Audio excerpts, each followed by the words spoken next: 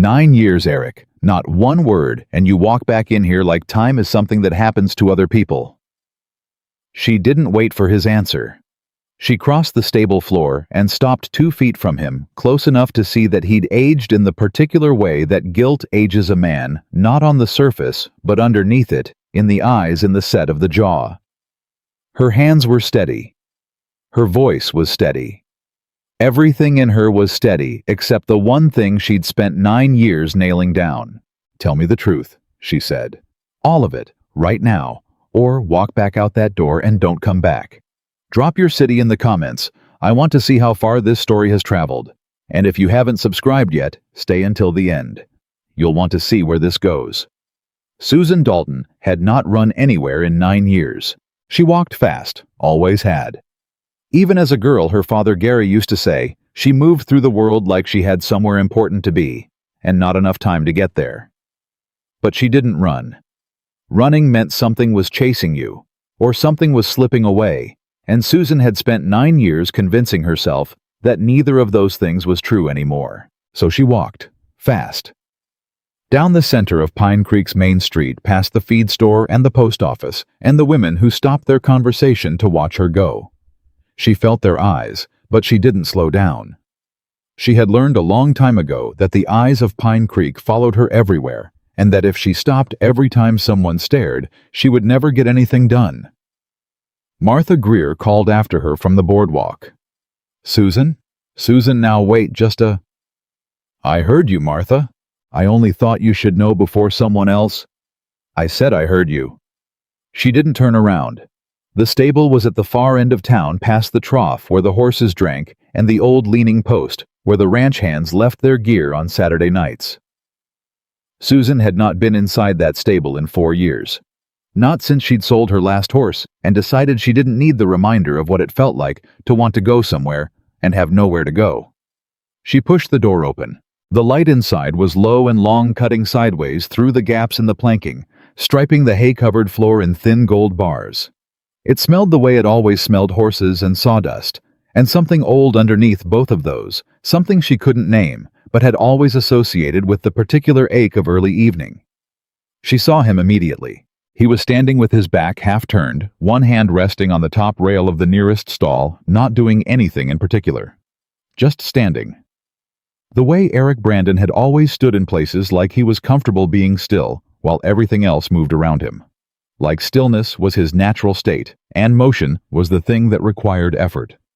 He was thinner than she remembered. Not unhealthy, just reduced somehow. Like something had worn him down to what was strictly necessary. She stopped 6 feet from him. He turned before she spoke. She hadn't made a sound, but he turned anyway, the way he always used to, like he could sense her presence in a room before she announced it. That had always unsettled her. It unsettled her now. "Susan?"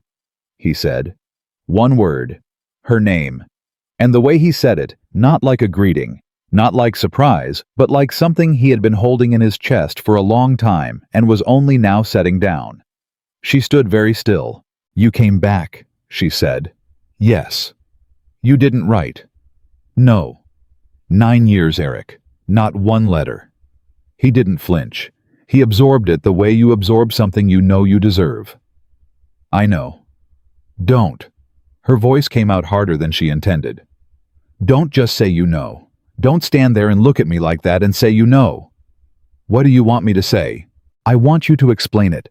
I want you to tell me why a man who—" She stopped, pressed her lips together, started again. "You left. You left, and you sent nothing. I didn't even know if you were dead or alive for the first 2 years."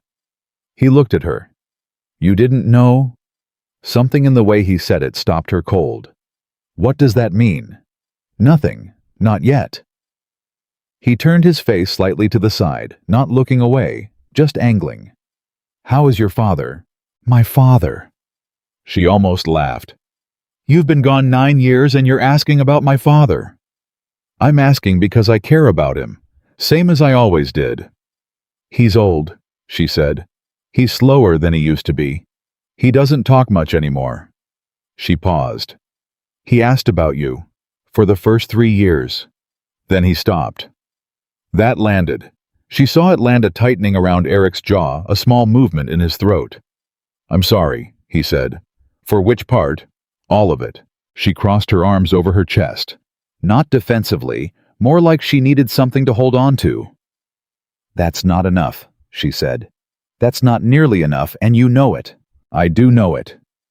He looked directly at her then, and his eyes were the same color she remembered, that particular shade of gray that looked like river water in winter. But there was something behind them now that hadn't been there before.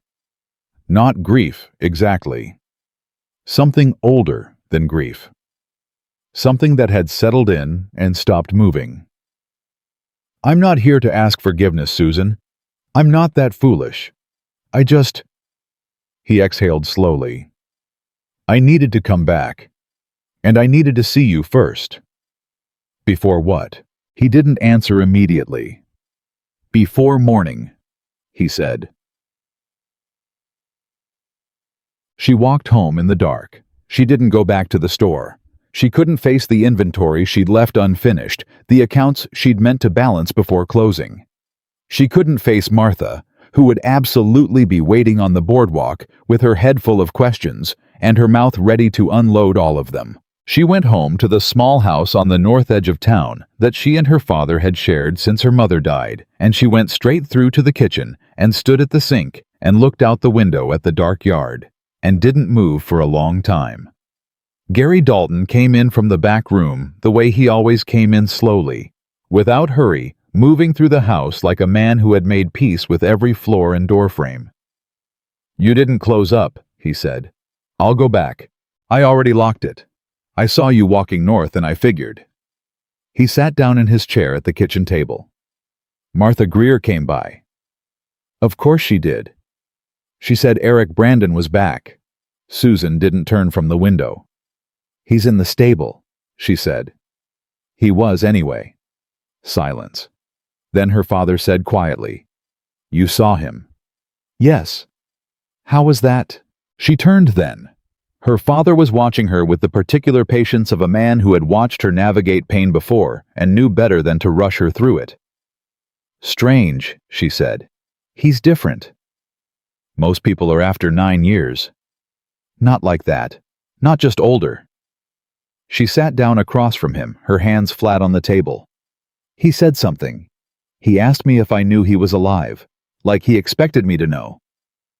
Gary was quiet. "Papa." "Susan, did you know? Did someone know and not tell me?" "I didn't know where he was," her father said carefully. "I promise you that. I never knew where he went." "But you knew something." He looked at her for a long moment. "I had a feeling," he said, "about why he might have left. I never had proof, and I didn't want to." He stopped, shook his head. "You were finally putting yourself back together. I didn't want to undo that with something I wasn't even sure of." She looked at her father. "Tell me," she said. Chag. He told her about Armstrong Hale, the way he'd been holding it all those years carefully, with every qualification, every acknowledgement that he might be wrong. Armstrong Hale was the grain supplier who serviced most of the ranches in the Pine Creek region. A man who came through town twice a month, and who had, in the months before Eric disappeared, made it quietly and persistently clear that he had an interest in Susan Dalton. Not in a dramatic way, not in a way that made scenes, in the slow, patient, economic way of a man who believed that if he positioned himself correctly, opportunity would eventually come to him. She had rebuffed him. Politely at first, then with increasing clarity. He had accepted it with the graciousness of a man who had simply moved a piece to a different position on the board. And 6 weeks later, Eric Brandon had left Pine Creek without a word to anyone. "I thought it was a coincidence," Gary said. "For a long time. But then Armstrong started coming around more often, and he was different with you. Careful. Like a man watching something he'd arranged." Susan sat very still. "You think he had something to do with it?" "I think it's possible. I never had anything more than that." She thought about Eric in the stable. The look on his face when she said she hadn't known if he was alive. The way the question had landed wrong, like she'd said something that didn't match what he expected to hear. "You didn't know," He thought I knew, she said. When I told him I hadn't heard from him in 9 years, he looked at me like I'd said something that didn't make sense. Her father's expression told her he'd reached the same conclusion she had. Something had been communicated on her behalf that she had never communicated. She went back to the stable the next morning before the town woke up. Eric was still there. He'd slept in the loft. From the look of it, there was hay on his jacket and the kind of stillness about him that comes from a short night in a cold place. He was feeding the horses when she came in, moving from stall to stall with the quiet efficiency of a man who'd spent his life around animals. He heard her come in and stopped. "I have a question," she said. "All right. Before you left, did anyone come to you? Anyone say anything to you about what I wanted, about what I felt?" Something shifted in his face. "Why are you asking that?" "Because you said I didn't know if you were alive, and you said it like you expected me to know, like someone should have told me." She held his gaze. "And I'm asking if someone told you something about me." He was quiet for a long time, long enough that she almost repeated herself. Then he said, "Hale came to see me," and everything inside her went very still. "Armstrong Hale." "Yes." What did he say? Eric set down the bucket he was holding. He turned to face her fully, with the expression of a man who has been carrying something for so long he's forgotten what it feels like to put it down. "He said you'd come to him, that you'd told him you wanted a different kind of life than what I could give you, that you'd asked him to, that you wanted me gone, without the awkwardness of a conversation." He paused. He was very specific. He knew things, small things, private things that I didn't understand how he could know unless he'd spoken to you. Susan felt the blood drain from her face. "I never spoke to him," she said. "Not about you, not about anything except grain prices and delivery dates." "I know that now." "Eric, I know it now," he said more firmly. "I believe you. I believed I wanted to believe you then, but I was 24 years old and the man was standing in front of me telling me the woman I—" He stopped. He was very convincing, and I was young enough to think that if something hurt that much, it was probably true. She pressed her hand flat against the nearest stall door to steady herself. "He told you I didn't want you," she said. "Yes." "And you left?" "Yes." She looked at him. "Without asking me." That one hit. She watched it move through him like a slow wave. "Yes," he said. "Without asking you. And I have thought about that specifically, that almost every day since." She needed air. She walked out of the stable and stood in the early morning gray of Pine Creek, where nothing was moving yet, and the street was empty, and the whole town was still asleep inside its own ordinary life, unaware that inside her chest something was breaking and reforming at the same time. 9 years. She had spent 9 years in this town behind this counter with this silence. She had spent 9 years believing she had been abandoned, that she had loved someone who had found her insufficient and left without the courtesy of an explanation. She had built her entire emotional architecture around that story, the story of a woman who loved the wrong man and paid for it with years of her own life and learned eventually to be fine. And it was a lie. Not her lie, not Eric's lie, someone else's. Armstrong Hale had come to Eric Brandon, a young man who loved her, and had told him with private details and a convincing voice that she wanted him gone. And Eric had believed it, and he had gone. And Armstrong Hale had returned to Pine Creek and made himself useful and waited for 9 years. She walked back inside. The details, she said. The private things he knew. What were they? Eric looked at her steadily. "He mentioned the name of your mother's horse," he said. "The one that died the spring before. He said you'd told him in confidence, that you'd talked to him about grief, and that he'd come to know you in ways I hadn't." Her mother's horse. Gracie. The gray mare she'd cried over like a child privately in the back room of the house where no one could hear. She had told one person about Gracie. One. She had told her father. She went back to the house. Gary was at the table with his coffee, the same place he'd been when she left, like he'd stayed up waiting and then simply transitioned into mourning in that same chair. "Papa," she said, "did you tell Armstrong Hale about Mama's horse?" Her father put down his cup. He didn't say anything for a moment, and in that silence she saw the answer. "I didn't mean—" He stopped. "He asked about your mother one afternoon. He came by, he was being neighborly. I thought he was being—" Gary shook his head. "He asked how you were really. And I told him about Gracie because I was talking about how much you missed your mother and I didn't think anything of it." "He used it," Susan said. "He used information about our family to make himself sound intimate with me. To make Eric think he knew things that only a man close to me would know." Gary stared at her. "He went to Eric," she said. "Before Eric left, he told him I wanted him gone, and he used Gracie's name to make it sound real." She watched her father understand what had happened, watched it move across his face in slow, terrible stages. "Susan," he said, "I'm sorry. I had no idea. I never thought—" "I know, Papa." She sat down. She put her hand on top of his. "I know you didn't." They sat together in the quiet kitchen, and outside the town of Pine Creek was beginning to stir, and somewhere at the far end of the main street, a man named Armstrong Hale was about to open his supply office and begin another ordinary day. She let him.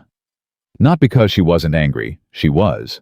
The anger lived in her chest like something with temperature not hot and explosive but cold and very precise.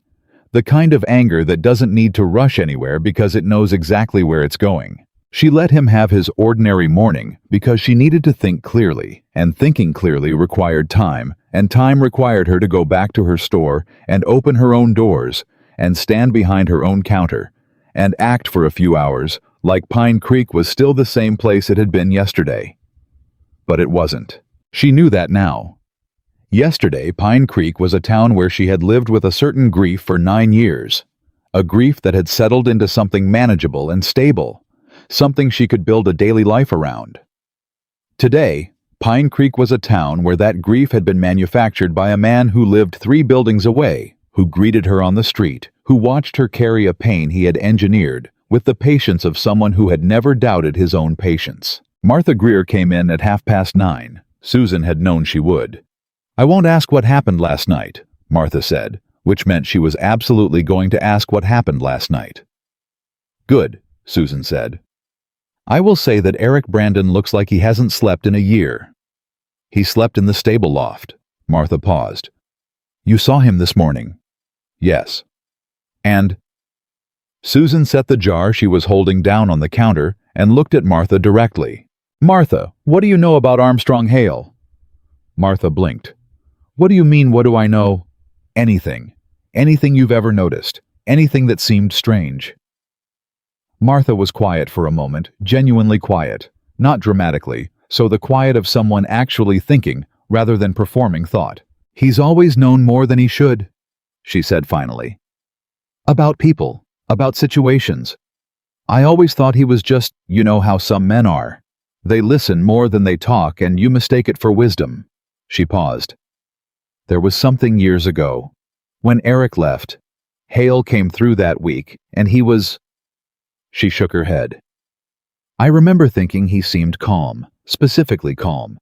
Like a man who'd been anxious, and then the thing he'd been waiting for happened." Susan said nothing. "Susan?" Martha's voice had shifted into something different. "What did Eric tell you?" "I'll know more by the end of the day," Susan said, "and when I do, I'll handle it." Martha studied her face. "All right," she said softly, and for once, she left without asking another question. Eric came to the store at midday. He stood in the doorway for a moment, not quite entering, checking she realized whether she wanted him there. "Come in," she said. He came in. He stood on the customer side of the counter, which was strange, which she felt as strange, because for the years before he left, he had been the person most likely to simply walk around to her side without asking to stand next to her and look at whatever she was looking at. "I've been thinking," he said. "So have I." "About what to do?" "Yes." She looked at him. I want to see the letter." He went very still. "What letter?" "The one you mentioned in the stable. You said a folded letter." She hadn't imagined it. She was almost certain she hadn't imagined it. He had moved his hand toward his jacket when they were talking, the gesture of a man reaching for something he keeps close. "You have something. Something written." He was quiet for a long moment. Then he reached into the inside pocket of his jacket and set a folded piece of paper on the counter between them. She looked at it for a moment before she touched it. It was worn at the folds in the way of something that has been opened and closed too many times. The paper had that quality of objects that have been carried close to a body for years, slightly soft, slightly changed, intimate in a way that had nothing to do with its contents. She opened it. The handwriting was not Eric's. She knew Eric's handwriting. This was different, smaller, more deliberate, the handwriting of a man who thought about how his letters looked. She read it. She read it twice. She set it down.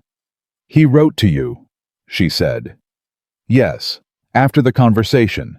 He said you'd asked him to make sure I understood." Eric's voice was very flat. "He said the conversation had been difficult for you, that you hadn't wanted to do it in person." She looked at the letter on her counter. It was, she noted, exactly what Armstrong Hale would write. Specific, detailed, emotionally plausible. The kind of letter that made a young man who already doubted whether he deserved the woman he loved feel that his doubts had been quietly, privately confirmed by the woman herself. The kind of letter you don't question, because questioning it would mean believing that someone could be that deliberately cruel. "He knew you wouldn't come back to ask me directly," she said. "I was 24 and I was—" Eric stopped. "I was already afraid you were too good for me. I'd been afraid of that since I was 19. And then this man came to me and said—" He pressed his mouth closed. "It confirmed every fear I already had. That's how it works. It doesn't create the doubt. It just confirms the doubt that's already there." Susan picked up the letter again. "I'm keeping this," she said. "All right." She folded it and placed it in the pocket of her apron. "And I need you to stay in Pine Creek," she said. "I need you to not leave again." He looked at her. "I won't leave," he said. "I need to hear you say it clearly. I'm not leaving, Susan. Not again. Not for anything." She nodded once. "Good," she said. "Then come back tomorrow." He came back.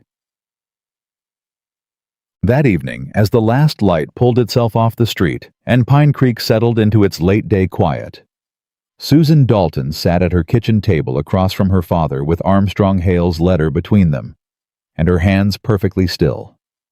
Gary read it slowly. She watched his face as he read it. Watched the color change and the jaw tighten and the eyes go very, very quiet. He set it down.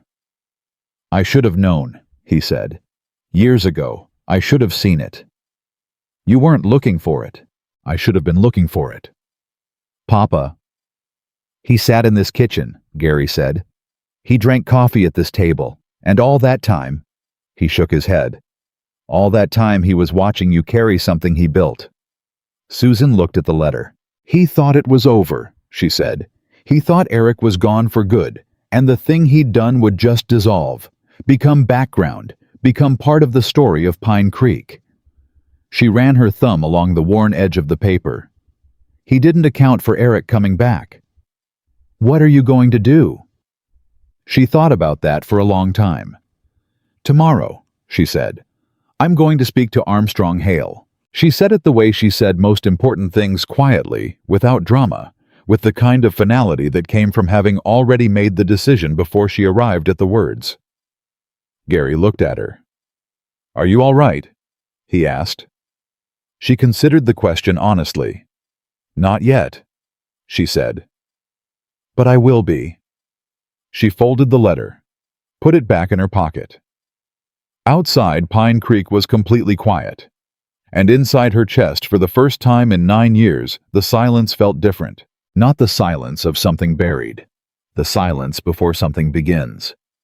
She didn't sleep, not because she couldn't, She was tired enough, the kind of tired that settles into your bones and makes everything feel heavy and slow. But every time she closed her eyes, she saw Eric's face in the stable, the way he'd looked when she said she hadn't known if he was alive. That particular expression, the small fracture in his composure, when he realized something had gone very wrong with the story he'd been told. You didn't know. 2 words. And in those 2 words, 9 years of her life had shifted on their foundation.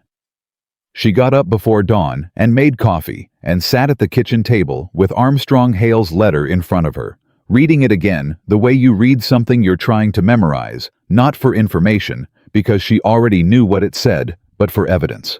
For proof that it was real, that she hadn't constructed this out of grief and a need for someone to blame. It was real. She read the handwriting. Deliberate. Controlled. The handwriting of a man who chose every word with the same care he chose a price. Miss Dalton has communicated her wishes clearly and with great personal difficulty.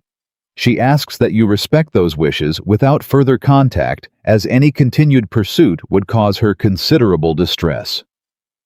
Considerable distress. She set the letter face down on the table. Her father came in at 6:30, moving quietly, in the way he always moved in the early morning, as if the day needed to be approached carefully.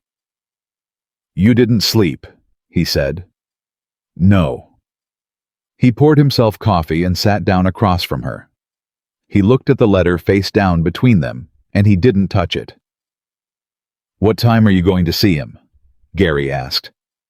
"After I open the store. I want it to be ordinary. I want him to see me come in like it's a normal day." Her father nodded slowly. "Do you want me to come with you?" "No." She picked up her cup. "I need to do this alone." He was quiet for a moment. "Susan," he said, "whatever he says, whatever explanation he tries to give you, you already have the truth. You don't need him to confirm it." She looked at her father. "I know," she said. "I'm not going for confirmation." She paused. "I'm going so he knows that I know. That's different." Gary held her gaze for a moment, then nodded once. "All right," he said. "Your job." She opened the store at 8 o'clock exactly the way she did every morning. She swept the front step, unlocked the door, flipped the sign. She went behind the counter and picked up where she'd left off with the inventory the day before. The day before when Martha Greer had said he's back, and Susan had walked out of her own store and into 9 years of unraveling. 24 hours. Everything that had held still for 9 years had moved in 24 hours.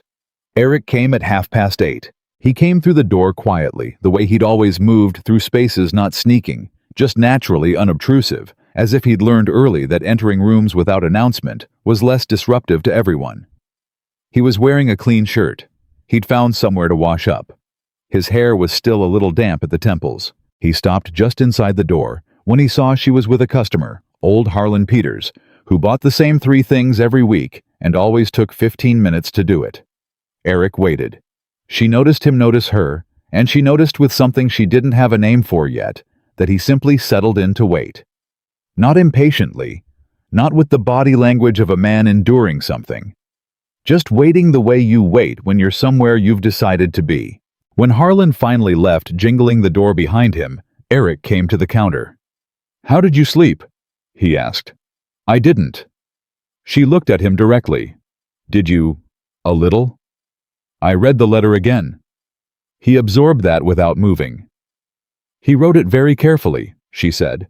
"He's a careful man." "Yes." "He knew you, specifically. He knew what would make you believe it." She paused. "He knew you doubted yourself." Something moved across Eric's face, a flash of something raw, quickly controlled. "He told me things you'd said," Eric said. "About your future, about what kind of life you wanted. He said you'd told him you wanted a man who could offer you stability, a business, a settled income." Susan went very still. "My mother said that to me once," she said, "about her own life, when I was 16. She looked at him. "I never said it about you." "I know. Who else could have—" She stopped. "My father." "I don't think your father gave it to him intentionally." No, he wouldn't have. She pressed her fingers to her forehead. He talked to Armstrong. He talked to him about family, about history. Armstrong collected it, filed it away, used it. Eric leaned one forearm on the counter. He built a portrait, he said. A version of you that was specific enough to sound true and different enough from what I felt to be devastating. She looked at him. A version of me that didn't want you. Yes. They were quiet for a moment, and the silence was not comfortable, but it was honest, which was its own kind of relief. What I keep coming back to, Susan said, is that he was patient. He didn't do it quickly. He spent months learning us. Learning what would work. She paused. And then he did it. And then he waited again, for 9 years. Just waited. For you to accept the loss and move on. For me to need someone steady. Someone already there. She heard the coldness in her own voice and didn't moderate it. He thought grief would eventually make me practical. Eric was quiet for a moment. Did it? He asked, not accusing, asking. She met his eyes. There were 2 years, she said slowly, where I thought about it, where I thought maybe practical is what I should want. Maybe I'm holding on to something foolish. She paused. Armstrong was very respectful, very patient, very careful not to push. Because pushing would have ended it. Yes, he understood that. She looked at her hands on the counter. I decided against it. Not because I thought he was cruel, I didn't know that then. I just thought I don't feel anything. And I couldn't marry a man I felt nothing for. I'm glad, Eric said quietly. Don't. Her voice came out sharper than she intended. Don't be glad on your own behalf, not yet. He accepted that. All right, he said. Martha Greer arrived at 10 o'clock, which was earlier than usual, and told Susan everything about how Martha's morning had gone restless, full of theories building toward the moment she could walk through this door and start asking questions. Good morning, Martha said, with the brightness of someone who has been rehearsing their entrance. Martha, Eric Brandon is having breakfast at the boarding house. She said it like news, which irritated Susan slightly for reasons she couldn't fully articulate. He's been there since 7. Agnes Howell said he ate like a man who hasn't had a real meal in months. He was traveling, Susan said. From where? I didn't ask. Martha clasped her hands on the counter. Susan, I have known you since you were 9 years old. I know when you're being deliberately minimal. Despite everything, something tugged at the corner of Susan's mouth. He's staying, she said. For now, that's what I know. And Armstrong Hale. Susan looked at her. What about him? You asked me about him yesterday. You had a reason. Martha's voice had dropped into its serious register, the one that existed underneath the gossip and the commentary, the one that Susan had always trusted, even when she didn't trust the rest. I've been thinking about what you said, about him knowing more than he should. And there was a conversation. Martha said it carefully, feeling her way through the words. 3 or 4 months before Eric left. I was in the back of the post office picking up a parcel, and I heard Armstrong talking to someone on the front step. I couldn't see who. But I heard Armstrong say, and I remember this specifically, because it seemed strange at the time, he said, some men need to be helped toward the right decision. Susan looked at her. I didn't think anything of it then, Martha said. It could have meant anything, but now it sounds like someone who had already decided what he was going to do, Susan said. Martha nodded slowly. He was talking about Eric, wasn't he? It wasn't a question. I believe so, Susan said. Martha was quiet for a moment, genuinely quiet, the quiet of someone revising a version of events they'd held for nearly a decade. I saw him as harmless, she said. All these years, a little calculating maybe, a little too smooth, but harmless. She shook her head. I was wrong. Most people were, Susan said. That's how it worked. Eric came back to the store at noon with a parcel under his arm. She almost asked what it was, then stopped herself, because she realized she was about to fall into the old rhythm, the ease, the familiarity, the natural back and forth that had existed between them before all of it. And she wasn't ready for that yet. She needed to stay clear-headed. She had a conversation to have with Armstrong Hale at the end of this day, and she needed every part of herself focused and cold and sure. "I'm going to stay in Pine Creek," Eric said. He set the parcel on the counter. It was flour. She realized a 20-pound bag of flour that she'd mentioned needing 2 days ago in the inventory she'd been working through when Martha came in and said he's back. "I spoke to Tom Aldridge about work. He needs a hand at the ranch through the fall." She looked at the flour. "You remembered," she said. "You said you were running low." She looked up at him. He wasn't performing. It wasn't presenting it as a gesture, wasn't waiting for acknowledgement. He'd simply remembered a practical thing and acted on it. The way he always had. The way she realized that had been one of the things she'd loved most about him, that he paid attention not to grand occasions, but to ordinary needs. That he noticed when the flour was low. "Thank you," she said. She moved the bag behind the counter. "The Aldridge Ranch is good work. It's honest work. It's what I know." He paused. "I'm not trying to buy back anything with a bag of flour, Susan. You needed it." "I know you're not." She looked at him steadily. "I'm going to see Armstrong this afternoon." Eric's expression changed. "I'll come with you." "No." "Susan, no." She said it firmly without apology. "This is mine to do. You can be angry, you have every right to be angry. And I imagine that anger has been building since you walked back into this town and started putting the pieces together. But this conversation is mine first." He looked at her for a long moment. "You're sure?" "I've been sure since 6 this morning." She paused. "Come by the store this evening, after closing." He nodded. "Once." "I'll be here," he said. Armstrong Hale's supply office was on the west side of the main street, between the barber and the surveyor's office, a location that she had never noticed before, but noticed now gave a clear view of her store's front door. From his window, he could see exactly who entered and exited her shop all day, every day, for 9 years.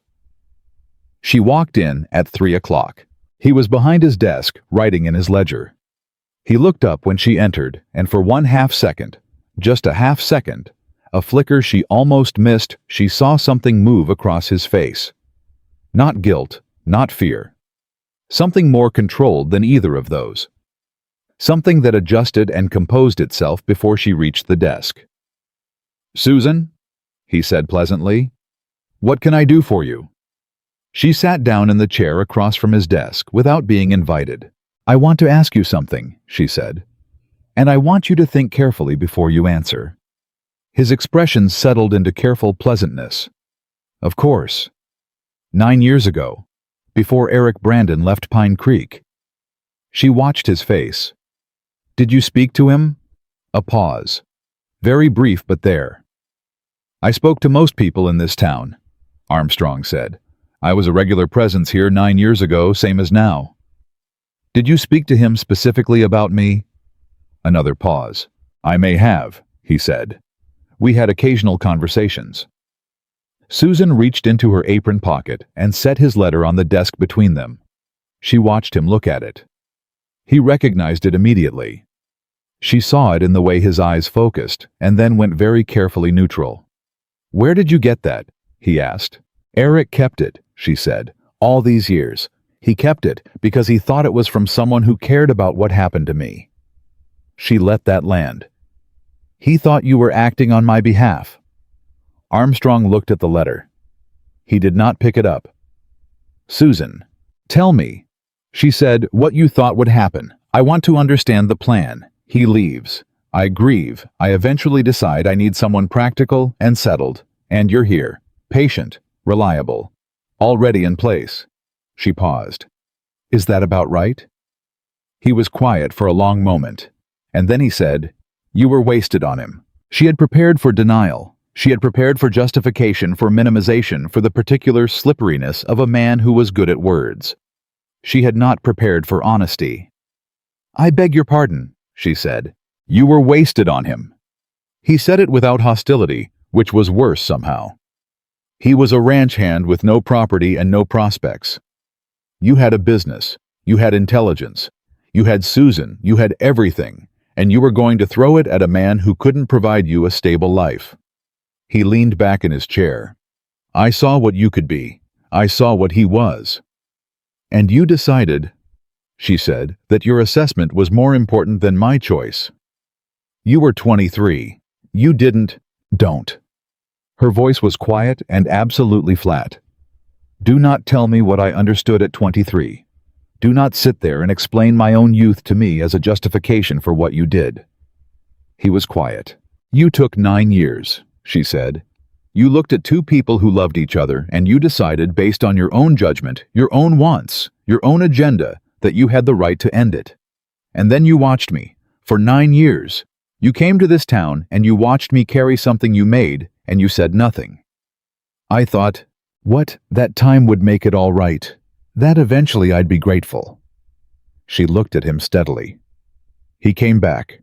That's what you didn't account for. That he would come back and that the truth would come with him. Armstrong looked at the letter on his desk. For the first time she saw something under the composure. Not regret, or not only regret. Something more complicated. The expression of a man who had made a calculation and was only now confronting the full cost of it.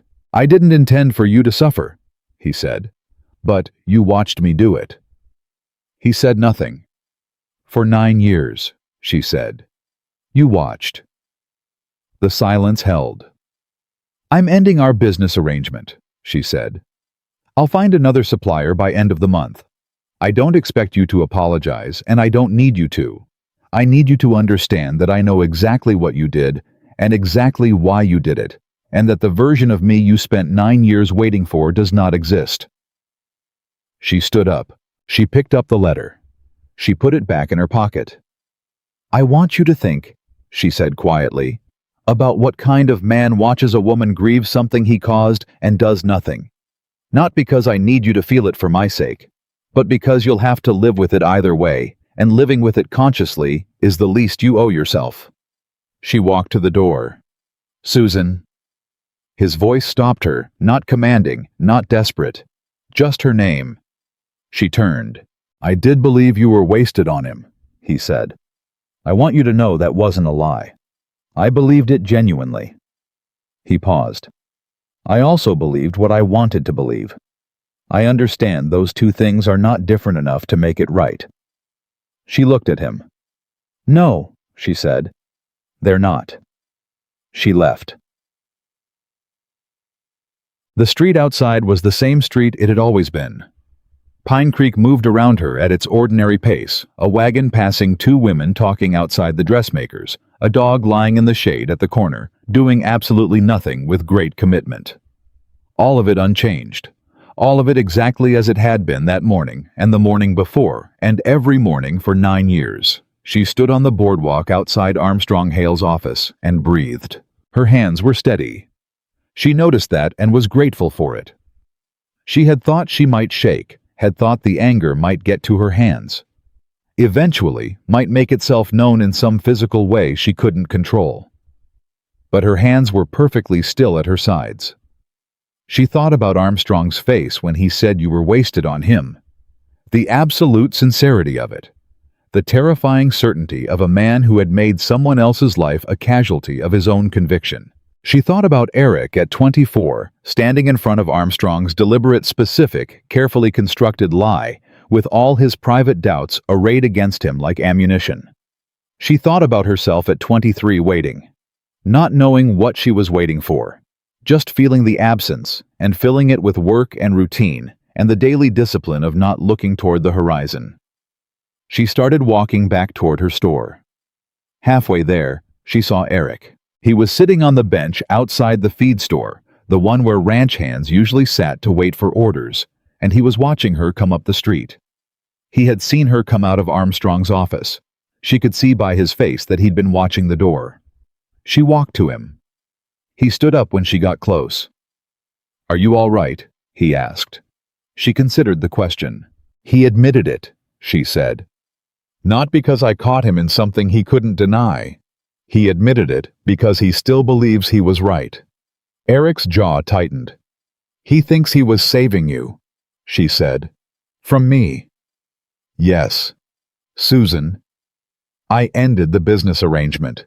He won't be in the store anymore. She paused. I told him I didn't need an apology. I don't. An apology from Armstrong Hale would just be another performance. Eric was looking at her with an expression she couldn't quite categorize. Something between relief and a different kind of pain. The pain of a man watching someone else carry the weight of a wrong he feels responsible for. I should have been there, he said. I told you no. I know you told me no. I still should have. Eric. She looked at him directly. I needed to do that alone. Not because I couldn't handle it, but because it was mine. He didn't just lie to you. He decided about me for me without asking me. Confronting him was mine. He held her gaze. You're the same, he said. 9 years and you're exactly who you always were. Don't romanticize it, she said, but she said it gently. I'm also tired and I've been angry since 6 this morning and I need to close the store and eat something and not talk about Armstrong Hale for the rest of the evening.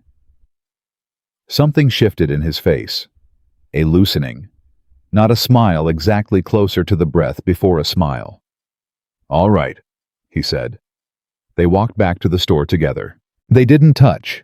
They didn't walk too close, didn't brush arms, didn't fall into the old familiar rhythm of two people who know each other's pace.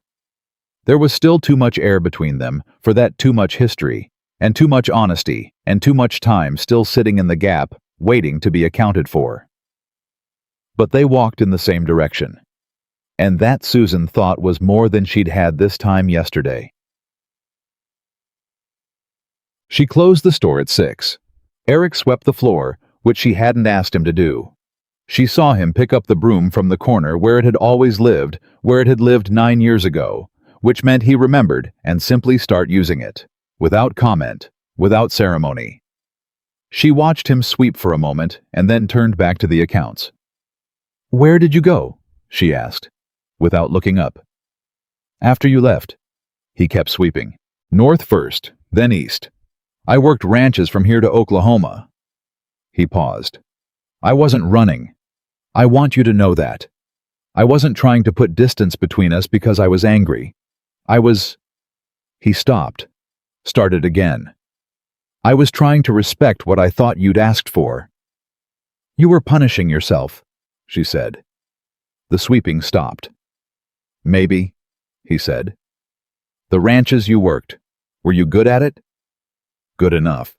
I saved some money. I thought about coming back 100 times. What stopped you? The letter. His voice was quiet. Every time I thought about coming back, I remembered the letter. The specific language of it. Considerable distress. I thought she's finally at peace. If I go back, I undo that. She set down her pen. You were protecting me, she said. From yourself. From what I believed I was. What I believed I was to you. She looked at him across the dim store. You were the person, she said slowly, that I talked to about everything. You were the person I wanted to tell things to first. Before my father. Before Martha. You. She paused.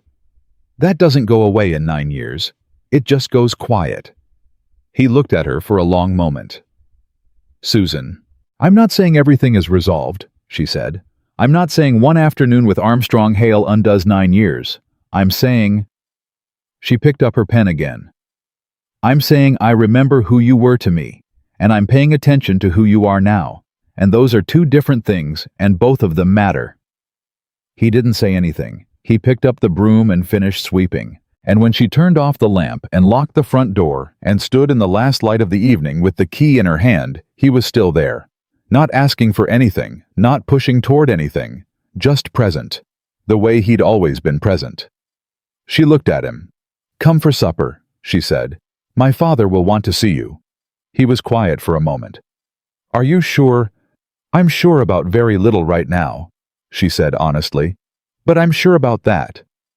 He came, and when they walked into the small house on the north edge of town, and Gary Dalton looked up from his chair and saw Eric Brandon standing in the doorway, the old man's face went through something wordless and complicated, the expression of a man who has held a grief quietly and is only now very carefully beginning to set it down.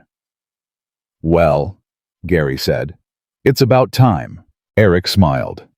And it was the first time Susan had seen him smile since he'd walked back into Pine Creek, a real one, not controlled, not careful. Just a smile that happened because something made it happen. She went to the kitchen to start supper, and from the other room, she heard her father say something low and quiet, and she heard Eric answer, and she did not hear the words, only the shape of them, two voices that had missed each other, finding their way back to a familiar frequency. She stood at the stove and let that sound be enough for tonight. Supper was quiet in the way that meaningful things are often quiet. Gary Dalton asked Eric practical questions where he'd worked, what ranches, what the land looked like farther east. He asked with the genuine curiosity of an old man who had stopped traveling years ago and still wanted to know what was out there. Eric answered plainly without embellishment the way a man answers when he's not trying to impress anyone, just trying to be honest about where he's been. Susan listened from her side of the table and ate and said very little. She was watching her father. Specifically, she was watching the way Gary looked at Eric with the patient, assessing expression of a man who loved his daughter enough to withhold judgment until he was sure.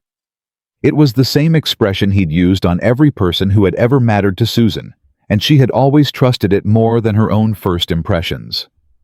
By the end of the meal, that expression had softened.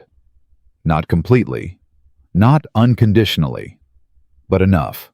When Eric said goodnight and walked out into the dark, Gary sat for a long time with his coffee and didn't speak. Susan cleared the plates. "Well," she said finally. "He's carrying it," Gary said. "Everything he did, everything he missed. You can see it on him." "I know. That's not an excuse." "I know that too." Gary turned his cup in his hands. "He didn't come back for forgiveness. That's what I kept waiting for, the moment he'd ask you to let him off the hook. He never did." "No," Susan said. "He didn't." "That tells me something." Her father looked up. "I'm not telling you what to do. I stopped doing that when you were about 17 and you sold Mrs. Hendrick's prize rooster and used the money to fix the store roof. And I realized you were going to make every important decision in your life completely on your own terms, regardless of what anyone said." Susan laughed. It surprised her, the laugh rising before she had time to decide whether she was in the mood for it. Genuine, brief, gone as quickly as it came. "I paid her back," she said, eventually. Gary smiled. "Go to bed, Susan. You've had a long 2 days." She went to bed. She slept. Eric was at the Aldridge Ranch by 6 the next morning and at her store by 4 in the afternoon, which meant he had worked a full day and then come directly to her. He smelled like horses, an honest effort. He came in, looked at the customer she was helping, took himself to the corner where the broken shelf bracket had been leaning against the wall for 3 weeks and started fixing it without being asked. She watched him out of the corner of her eye while she counted change and answered questions about fabric stock. When the customer left, the bracket was fixed, and Eric was checking the second shelf, pressing his palm flat against it to test the hold. "That's been broken since March," she said. "I can see that." He tested it again. "You need new hardware on the third one too. It's loose." "I know." "I'll bring it tomorrow." She looked at him. "You don't have to do that." "I know I don't have to." He turned to look at her. "I want to." She held his gaze for a moment. "All right," she said. It wasn't reconciliation. She wasn't ready to call it that, wasn't ready to give it a name at all, because naming it would put pressure on it, and right now, what existed between them was too fragile and too important to put pressure on. But it was something, a daily something. The accumulation of small, ordinary things that were, she was slowly recognizing the actual substance of what she'd missed for 9 years. Not grand gestures, not declarations, Just a man who noticed when the shelf was broken and came back the next day with the hardware. Martha Greer noticed. Of course, Martha noticed. Martha noticed everything and processed it with the speed of a woman who had spent 40 years paying closer attention to Pine Creek than Pine Creek paid to itself. "He's here every day," Martha said on the fourth morning, settling herself against the counter with the ease of someone who has decided this is going to be a longer conversation than either party has agreed to. "He's working at the Aldridge Ranch," Susan said. "He comes by after. Every day." "Most days." Susan. Martha said it with the particular gentleness she reserved for things she actually meant. "Are you all right, truly?" Susan set down the tin she was cataloging. "I'm adjusting," she said. "Everything I understood about the last 9 years turned out to be wrong. That takes some time to settle. How is it having him around?" She thought about it honestly. "Strange," she said.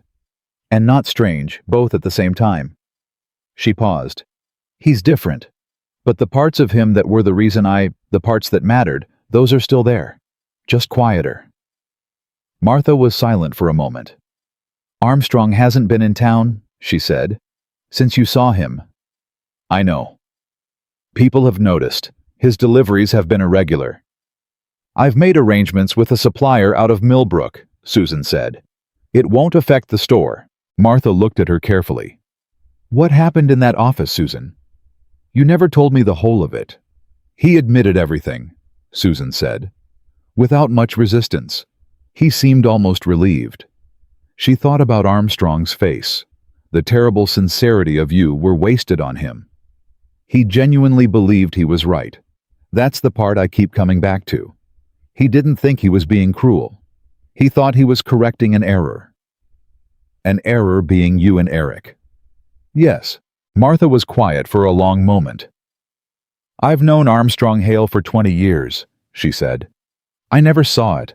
I'm not sure what that says about me." "It says he was very careful," Susan said, "and that most people don't look for that kind of calculation in someone who presents as reasonable." "He presented as very reasonable." Martha shook her head slowly. "I feel like a fool." "Don't. He counted on exactly that decent people don't assume the worst about other decent-seeming people."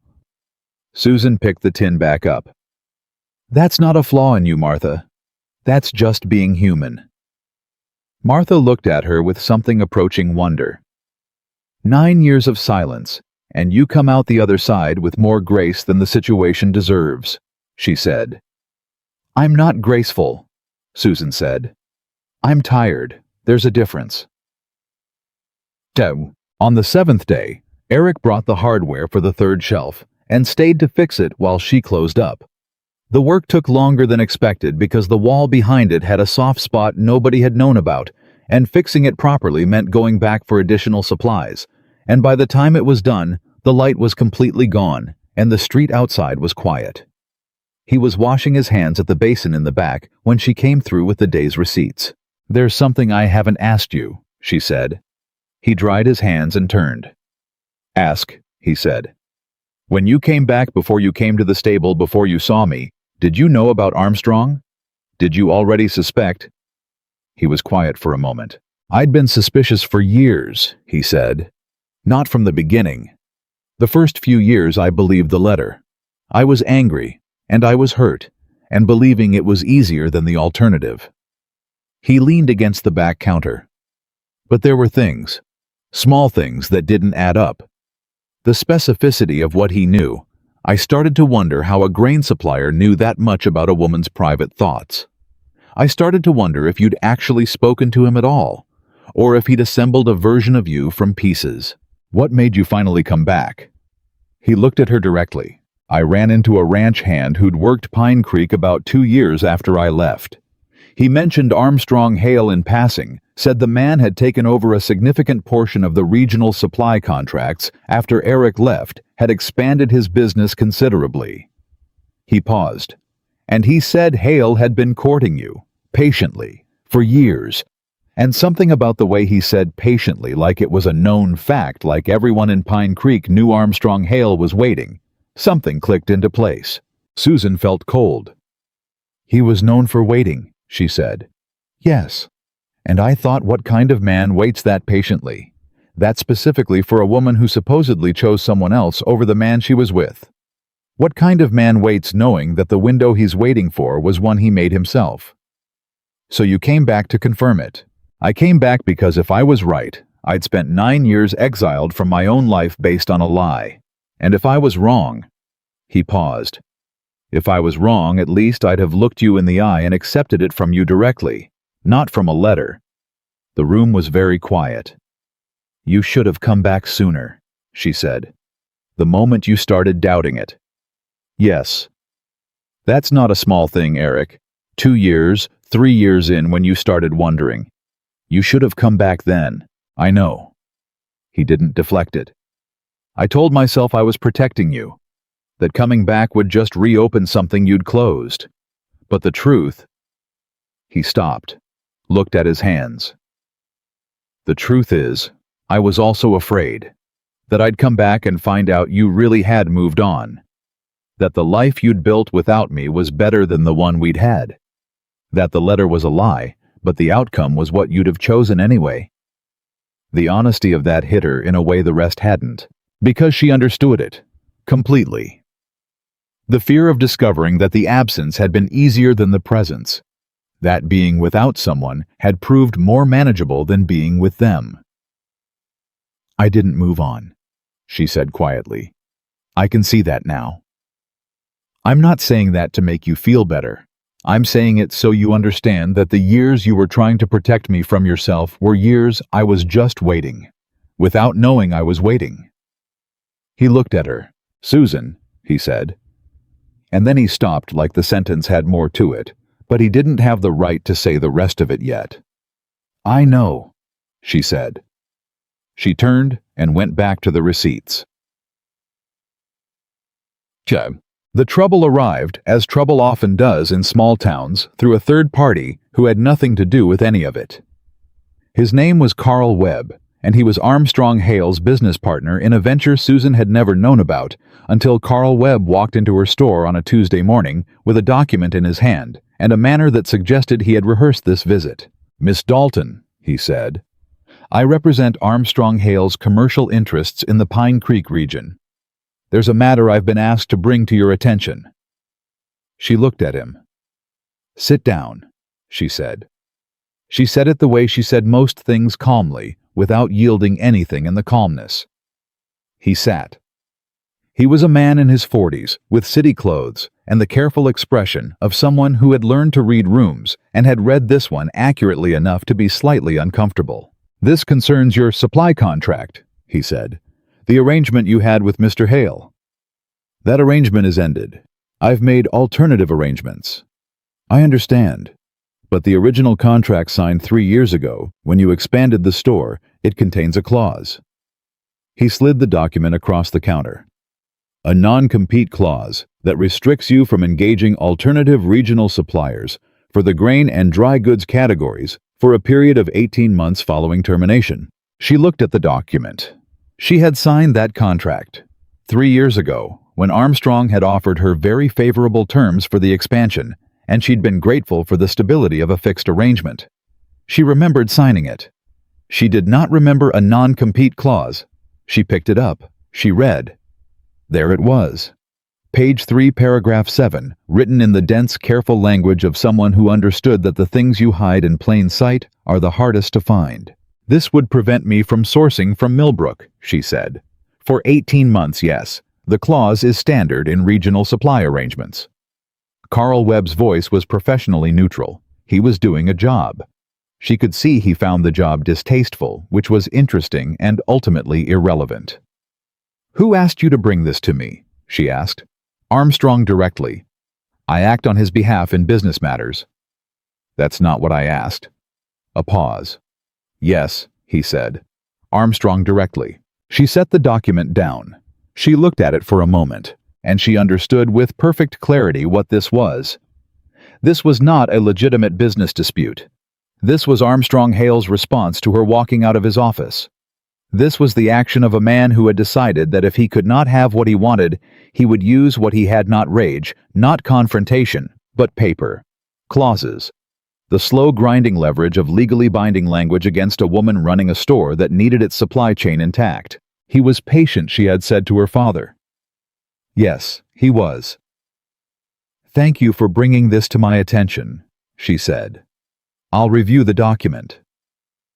Carl Webb looked slightly surprised at her composure. He had probably expected distress. "Of course," he said. He stood. "I'd encourage a timely response. The matter of the Millbrook arrangement." "I said I'll review it." She looked at him steadily. "You've done what you came to do. Thank you." He left. She stood behind the counter with the contract in her hands and breathed carefully through her nose for approximately 30 seconds. Then she went to the back, found her copy of the original contract, brought it out, and read every word of page 3. Paragraph 7 was there, but paragraph 8, which Carl Webb had not mentioned, contained a termination exemption.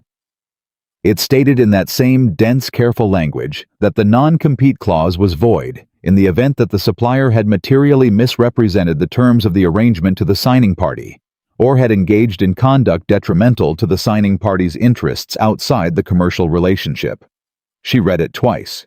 She almost laughed. Armstrong Hale, in his careful, patient, deliberate way, had written himself a trap. Eric came that afternoon to find her at the back table with both copies of the contract spread in front of her and a legal reference book open beside them that she'd borrowed from the surveyor's office. He stopped when he saw her face. "What happened?" he said. She told him. He read the document. He read it carefully the way she'd read it, and when he reached paragraph 8, she saw his expression shift. "He voided his own clause," Eric said. "Not intentionally. He wrote paragraph 8 as a generic protection. Probably a lawyer drafted it, and he didn't think it would ever apply to himself. He didn't anticipate being in a position where his conduct outside the commercial relationship would be the reason the non-compete failed." Eric looked at her. "You're going to use this against him." "I'm going to use this to protect my business," she said, "which is what it's there for." She paused. "His conduct detrimental to my interests outside the commercial relationship.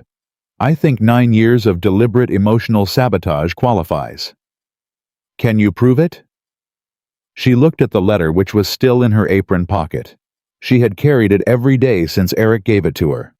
She reached in and set it on the table between them. "I have the letter," she said. "I have Eric Brandon as a witness to the conversation Armstrong had with him. I have Martha Greer's testimony about what she overheard on the post office steps." She paused. "I have Armstrong's own admission in his office. He didn't deny any of it." "He'll deny the admission. Nothing was written down. He admitted it in front of no witnesses," she said. "I know. But the letter is written in his hand, and it contains specific private information about my family that he could only have obtained through deliberate deception. That's not just interference in a personal matter. That's fraud." Eric was very still. "You've been building this since yesterday morning," he said. "Since Carl Webb left," she said. "Yes." He looked at her with an expression that was not quite admiration. Something quieter than admiration, something more like recognition. The expression of a man watching someone he already knew to be capable, proving it in a new way. "What do you need?" he said. "I need to speak to a lawyer. There's one in Millbrook. I've dealt with him before on the store expansion. I need to write to him today." She looked at Eric. "And I need you to write down everything Armstrong told you. The conversation, the date, everything you remember. In your own words, as specifically as you can." "All right." "If he thinks he can use paper against me," she said, "he forgot that I've been running a business on paper for 9 years. The letter to the lawyer went out that afternoon. The response came in 4 days faster than she expected, which told her the lawyer had read it carefully and understood immediately what he was looking at. He wrote that the letter, combined with the paragraph 8 exemption and the documented pattern of interference, constituted a substantial case for voiding the non-compete. He also wrote, and this was the part she read 3 times, that Armstrong Hale's conduct, if proven, potentially crossed into territory that carried consequences beyond a civil contract dispute. He asked if she wanted to pursue it. She wrote back the same day. Yes. T. Eric read her response before she sealed it. Not because she needed his approval, she didn't, and he understood that, but because she handed it to him without explaining why, and he read it and handed it back and said, "Good." Just that. Good. And somehow, that single word from this particular man at this particular moment was exactly the right response. "He's going to know it was you," Eric said. "He already knows. This is his move, not mine. I'm just responding to it. He might escalate. Let him." She sealed the letter. Every move he makes from here is a move that adds to the record. He's a careful man, he knows that. Which means either he backs down, or he keeps going and builds his own case against himself. She paused. Either way, I'm not afraid of him. Eric was quiet for a moment. Were you afraid of him before, when you didn't know what he'd done? She thought about that. No, she said. I thought he was harmless. Which isn't the same as not being afraid, it's just being wrong in a different way. And now I know exactly what he is, she said. A man who plans carefully and waits patiently and uses the most intimate things he can find to get what he wants. She looked at Eric. And I know that his whole plan, all of it, every year of it, depended on me never finding out. She let that sit for a moment. He's lost his only advantage, she said. I'm not afraid of a man who's already lost his only advantage. That evening, sitting at the kitchen table after supper, while her father dozed in the next room, Susan found herself saying something she hadn't planned to say. I missed you, she said. Eric looked up from the cup he was holding. Not the way you think, she said quickly. Not, I missed you the way you miss someone and feel it every day, and it becomes this large consuming thing. It wasn't like that. I made it not like that. I was very deliberate about making it not like that. She paused. But I missed you the way I miss things I've decided I can live without. In the background. Quietly. Every day. He set the cup down. Like something that was just always slightly wrong, she said. Like a sound you get so used to not hearing that you stop noticing the silence, but the silence is still there. Yes, he said. Exactly like that. They looked at each other across the table. I'm not ready to... I don't know what I'm ready for, she said. I need you to understand that. I need you to not put pressure on this, whatever this is, because pressure is the thing that will make me push back. I know that about you, he said. I've always known that. Then you also know that the fact that I'm telling you this means something. He was quiet for a moment. It means you trust me enough to say it, he said. Yes. She looked at him. That's not nothing, given everything. No, he agreed. It's not nothing. He didn't reach across the table. He didn't push into the space she'd just carefully defined. He simply sat with it the way he sat with most things present, unhurried, letting it be what it was, without trying to make it into something larger. And that, she thought, was what she had forgotten. That particular quality of his, the ability to let a moment be itself, without demanding it become more. It was the rarest thing. She hadn't encountered it in 9 years. She picked up her cup. Outside, Pine Creek had gone completely quiet. And in the morning, she knew the lawyer's letter would be on its way to Millbrook, and Armstrong Hale would be at his desk in his supply office with his view of her store's front door, and the careful, patient plan he had spent 9 years tending was already beginning to come apart at every seam. But that was the morning. Tonight, there was just the kitchen and her father's slow breathing in the next room and the sound of the wind picking up outside, and Eric Brandon sitting across from her at the table where she'd sat 10,000 nights alone, drinking the last of the evening's coffee, like a man who was in no hurry to leave. She let herself have that. Just that. For tonight, it was enough. The lawyer's name was Daniel Forsyth, and he arrived in Pine Creek on a Thursday morning without announcing himself in advance, which told Susan immediately that he was the kind of man who preferred to see things as they actually were, rather than as people had time to arrange them. He was older than she'd expected, mid-60s, with the unhurried manner of someone who had spent decades in rooms where people were trying to hide things and had long since lost his capacity for surprise. He came into the store, introduced himself with a handshake that was brief and firm, and asked if there was somewhere they could speak privately. She took him to the back. He had her letter. He had Eric's written account. He had read both carefully enough that he asked his questions in the right order, which she noticed and appreciated. "The letter," he said. "Armstrong Hale's handwriting, you're certain? I've seen his handwriting on contracts and delivery receipts for years." "Yes." "And Brandon his account of the conversation with Hale. He's willing to attest to this formally." "He is." The woman Martha Greer who overheard Hale on the post office steps. Would she testify to what she heard? She would. Susan paused. "Martha talks more than most people, but she doesn't lie. Everybody in Pine Creek knows that." Forsythe allowed himself the smallest suggestion of a smile. "And Hale admitted the substance of the matter directly to you, in his office." "Yes, without much resistance." She paused. "He seemed to believe he was justified. He didn't admit it as a confession. He admitted it as an explanation." Forsythe looked at the letter again. "That distinction may matter less than he thinks," he said. "Admission is admission." He set the letter down.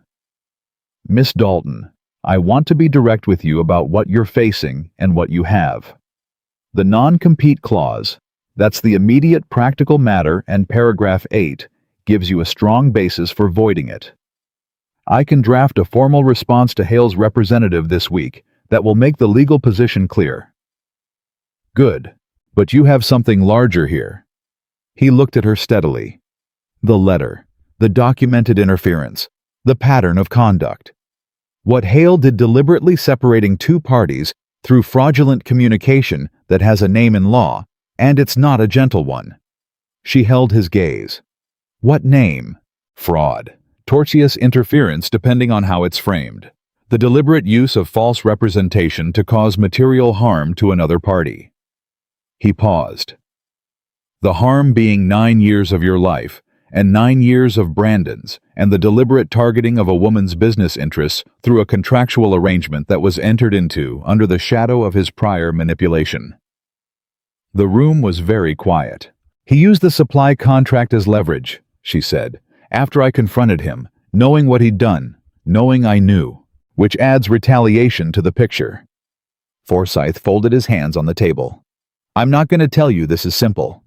Proving intent is always the hard part.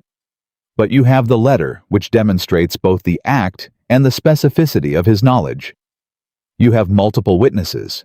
And you have his own admission, even if it came as explanation rather than confession." He paused. "What I am going to tell you is that Armstrong Hale sent a man into your store with a legal document because he believed you would see it as an immovable wall. He was counting on you not knowing what paragraph 8 said. He was counting on the isolation that he himself created. He was counting on me being alone," she said. "Yes." She looked at the letter on the table between them. "What do I need to do?" she asked. Eric was waiting outside when Forsythe left. He had not been inside. He had not inserted himself into her meeting with her lawyer. He was simply there, leaning against the post outside the store, with his hat in his hands, present in the particular way he had been present for the past 2 weeks, close enough to be useful and distant enough to be respectful. She stepped outside and stood beside him. "Well," he said, "paragraph 8 holds. The non-compete is void." He exhaled. "And the rest?" "He's going to draft something formal, something that makes the full picture clear." She looked at the street. "He says what Armstrong did has a legal name." Eric was quiet. "Are you going to pursue it?" She considered that. "I'm going to make the picture available," she said carefully. "I'm going to let the documentation exist formally where it can be seen. What happens after that?" She stopped. "I'm not interested in destroying him, Eric. I want you to understand that. I'm not doing this out of revenge." "I know you're not. I'm doing it because he came into my store with a legal document and tried to use my own contract as a cage. And because if I don't respond to that clearly, he'll try again. She paused. And because there may be others. We weren't the only people in his path. We were just the ones he wanted most. Eric turned that over. You think he's done this before? I think a man who plans that carefully and waits that patiently doesn't learn those skills on his first attempt. She looked at Eric. Forsyth said the same thing without saying it, between the lines. Eric was quiet for a long moment. What do you need from me? What you've already given me. The written account, your testimony if it comes to that. She paused. And I need you to understand that this is going to be in the open. People in Pine Creek will know the whole of it. It won't be a rumor anymore. He met her eyes. I'm not ashamed of what happened to me, he said. I was deceived by a man who was very good at deceiving people. That's not something I'm going to spend the rest of my life being quiet about. She nodded. All right, she said. Then, Martha Greer, when approached, agreed to provide a formal written account of what she'd overheard without a moment's hesitation and with a degree of barely contained satisfaction that Susan found both understandable and mildly alarming. I'll write it tonight, Martha said. I'll write it very carefully. I'll write it so clearly that a person couldn't misread a single word. Martha. I know. Factual. Only what I heard. She paused. Can I say that he looked smug? Or is that an opinion? That's an opinion. It was a very factual-seeming smugness. Martha. All right. Only what I heard. She straightened. Susan, I want you to know I've been thinking about this every day since you told me. About the fact that I was here, that I saw him, that I heard him say that thing about helping men toward the right decision, and I just... She stopped. I filed it away as one of his slightly strange moments and moved on. And you spent 9 years carrying something I might have helped undo. You couldn't have known, Susan said. We've been through this. I know we have. I'm saying it again because I need to. Martha looked at her steadily. You're one of the finest people in this town, Susan Dalton, and you got the worst of it for 9 years. And I'm going to write the clearest, most useful account of what I heard that any lawyer has ever received from a Pine Creek witness. Susan looked at her. Thank you, Martha. Don't thank me. Let me write it. She was already pulling her coat on. I'll have it to you by morning. Gary Dalton read Forsyth's formal assessment that evening slowly and completely, the way he read everything, without rushing, without skipping, giving each page its full weight before moving to the next. When he finished, he set it on the table. He sat with it for a long moment. This could go to a territorial court, he said. Forsyth thinks so, if it needs to. And you're prepared for that. I'm prepared for whatever it needs to be. She looked at her father. Papa, he tried to use the supply contract as a weapon. After I confronted him, he knew exactly what he was doing. I know. Gary was quiet. I know he did. He looked at the document. What troubles me, what I keep coming back to, is that the contract clause, the non-compete. He put that in 3 years ago, before you confronted him, before any of this came to light. He paused. He put it in as insurance, before he needed it. Susan stared at her father. She had not thought of it in those terms. She had thought of the contract as a reaction something Armstrong had deployed after she walked out of his office. But her father was right. The clause had been written 3 years ago, when she'd signed the expansion contract. 3 years ago, Armstrong had anticipated the possibility that she might one day end the arrangement, and he had prepared for it quietly, patiently, in the language of paragraph 7, knowing that most people wouldn't look past a standard clause to find the exemption 3 lines below it. He had been planning for the possibility of her defiance for 3 years. He thought of everything, she said. Almost everything, her father said. He looked at her steadily. He didn't think of paragraph 8. She looked at Gary. Who wrote paragraph 8? She asked slowly. In the original contract. Which side drafted it? Gary's expression told her he'd already asked himself the same question. It would have been the standard form, he said. The boilerplate the lawyers use. Armstrong's own lawyer would have drafted it, the same lawyer who wrote paragraph 7. She sat back. Armstrong Hale's own lawyer had included the exemption that destroyed his leverage. A standard protection inserted by rote, never imagining it would one day be turned against the man who hired him to write it. He planned for everything except his own standard practice, she said. That's usually how it goes, Gary said quietly. The thing that undoes a careful man is the routine he stopped examining. The word spread. The way words in Pine Creek always spread, not through announcement, not through any single conversation, but through the particular social osmosis of a small town where the right 3 people know something, and by sundown, everyone does. By Friday, people knew that Susan Dalton had retained a lawyer from Millbrook. By Saturday, people knew the lawyer's visit had something to do with Armstrong Hale. By Monday, the shape of the thing had become clear enough that when Armstrong Hale's wagon rolled down the main street that morning, the silence that followed it was a different kind of silence than the ordinary kind. People noticed. People who had done business with Armstrong Hale for years noticed the particular quality of that silence and started reviewing their own contracts, their own arrangements, their own memory of things Armstrong had known that he shouldn't have. Susan heard about 3 separate conversations by Wednesday. She did not seek them out. She did not encourage them. She simply let them happen because the truth, once it started moving, didn't need her to push it. Eric heard about them too. He came to the store that afternoon with a particular expression, not angry, not vindicated, something more complicated. Tom Aldridge found a clause in his grazing lease, he said. A restriction on selling to specific buyers. He's had it for 6 years and never looked at it closely. She set down what she was holding. How many others? I don't know yet. But Tom started asking his neighbors. He paused.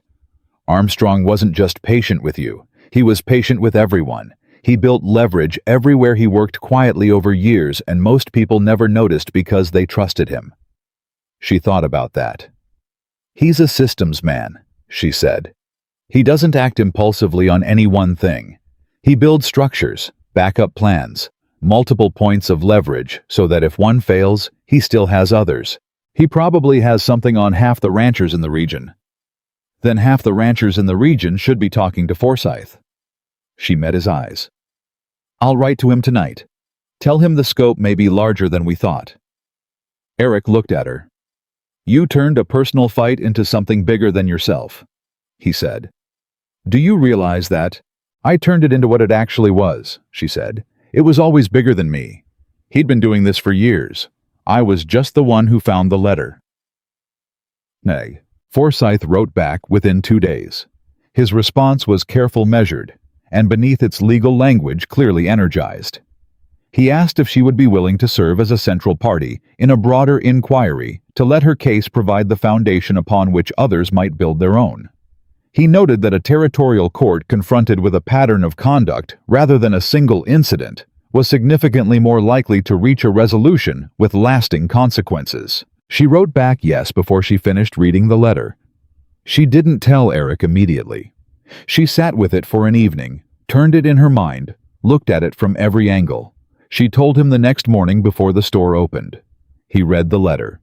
He read it in the same careful way he read everything, completely without rushing, giving it the full attention it deserved. He set it down. You knew you were going to say yes, he said. Yes. Before you read the full letter. Yes. He looked at her. Does it scare you? He asked. The scope of it. She thought about that honestly.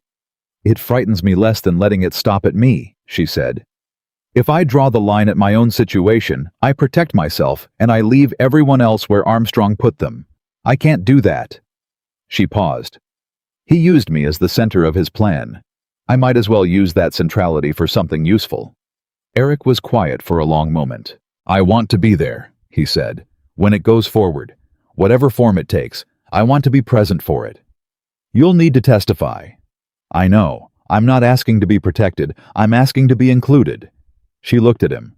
You're included, she said. You've been included since the stable. Something in his face shifted, a small quiet movement, like something he'd been holding released slightly. "All right," he said. "Go to work," she said. "Tom Aldridge is expecting you." He picked up his hat. He was almost to the door when she said, "Eric." He stopped. She hesitated.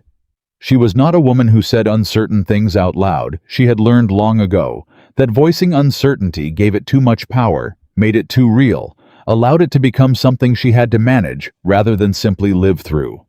But she said it anyway. "I'm glad you came back," she said. "I haven't said that directly." He turned. He looked at her across the store, across the shelves and the counter, and the distance that was still between them, slowly, carefully diminishing. "I'm glad you didn't move on," he said. "I haven't said that directly either." She held his gaze for a moment. "Go to work," she said again. He went. Armstrong came to the store himself on a Thursday afternoon, which nobody expected, least of all Susan. She heard the door and looked up. And there he was, standing just inside the entrance with his hat in both hands. And for a moment the store went very quiet. There was one other customer, old Harlan Peters again, who took one look at the tableau and remembered suddenly that he'd left something urgent unattended elsewhere. The door jingled shut behind Harlan. Armstrong and Susan were alone. She didn't speak. She waited.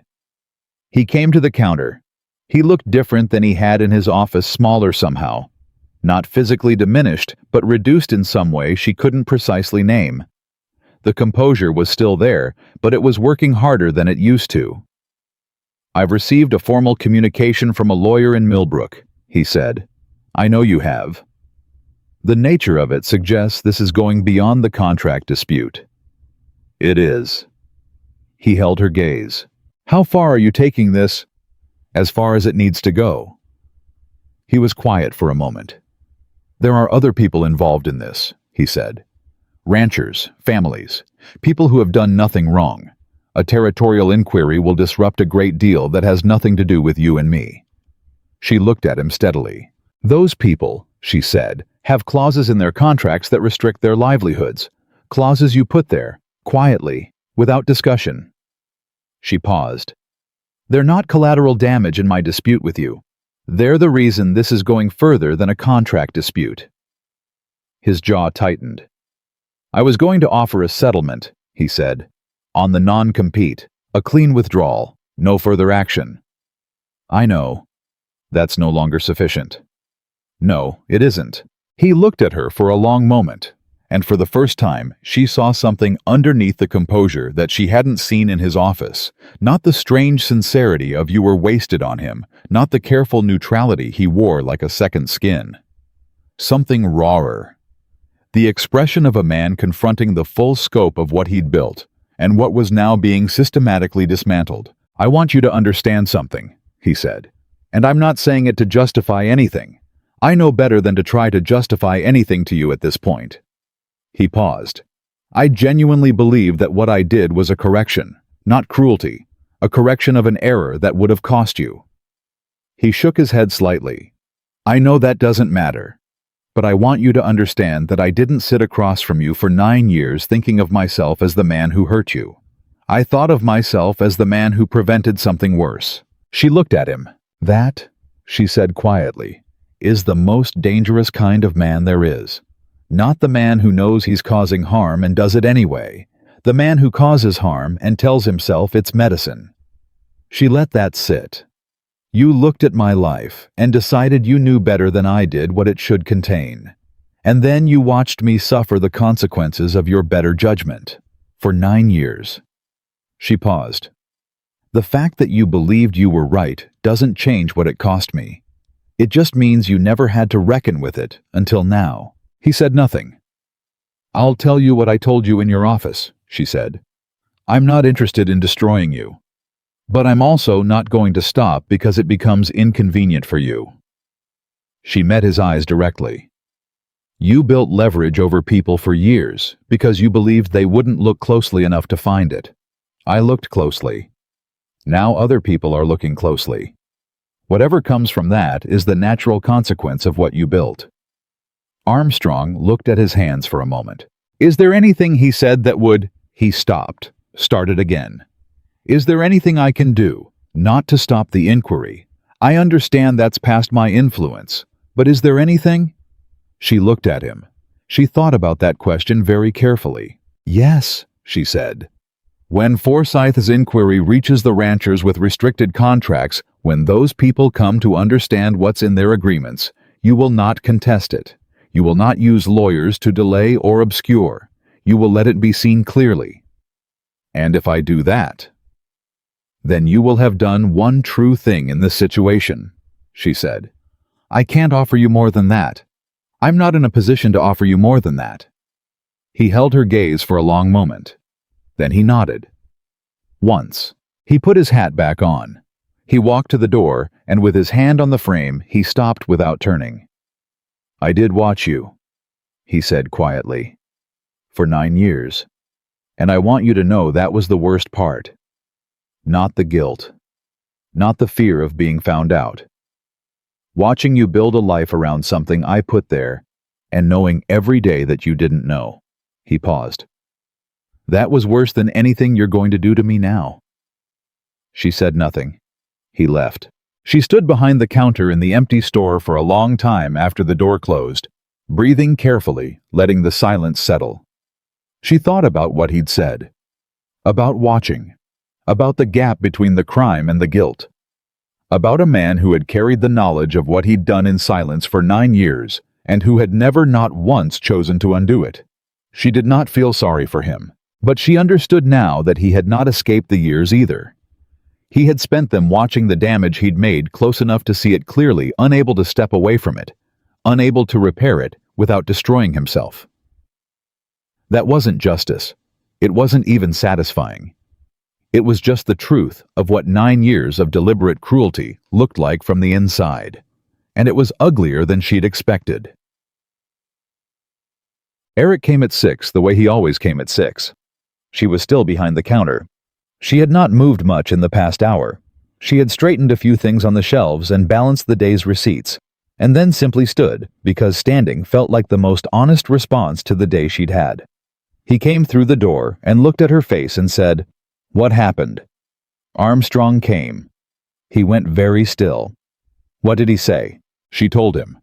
All of it without editing in the same order it had happened. She told him about the offer of a clean withdrawal. She told him about the conversation at the end, the watching the 9 years the worst part. Eric listened without interrupting. When she finished, he was quiet for a long time. "How are you?" he said. She stopped, started again. "I'm tired," she said. "In a way that's different from being physically tired. I feel like I've been carrying something at a sprint for 2 weeks, and I'm only now allowing myself to notice the weight." "You can put it down tonight," he said. "Not yet. Not completely." She looked at him. "But some of it." He came around the counter then, for the first time since he'd come back. He didn't ask, he moved the way he'd always moved in the store, like he belonged on both sides of it, and he stood beside her and leaned back against the counter next to her shoulder to shoulder and looked at the same empty store she was looking at. Not toward her, not reaching for anything, just next to her. She felt the warmth of him there, the familiar weight of another person's presence when that presence was the right one after a long time of its absence. She didn't move toward him. She didn't move away. She just let him be there. "He's going to cooperate," she said. "With the inquiry. He said he would." "Do you believe him?" She thought about it. "Yes," she said. "Not because he's reformed, because he understands the math now. Because the one thing Armstrong Hale has always understood is when a position is lost." She paused. "He knows it's lost. Cooperating is the only move that costs him less than fighting." Eric nodded slowly. "It'll still take time," he said. "The inquiry. Getting the other contracts reviewed. Months, probably."